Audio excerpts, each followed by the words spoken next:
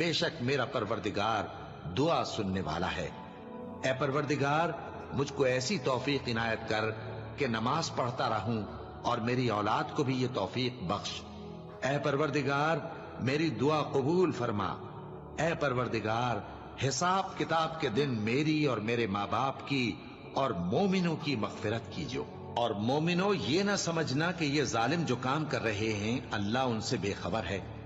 वो इनको उस दिन तक मोहलत दे रहा है जबकि दहशत के सबब आंखें फटी की फटी रह जाएंगी और लोग सर उठाए हुए मैदान क़यामत की तरफ दौड़ रहे होंगे। उनकी निगाहें खुद अपनी तरफ लौट न सकेंगी और उनके दिल मारे खौफ के हवा हो रहे होंगे। और लोगों को उस दिन से आगाह कर दो जब उन पर अजाब आ जाएगा। तब जालिम लोग कहेंगे कि ऐ हमारे परवरदिगार, हमें थोड़ी सी मोहलत अता कर ताकि हम तेरी दावत तौहीद कबूल करें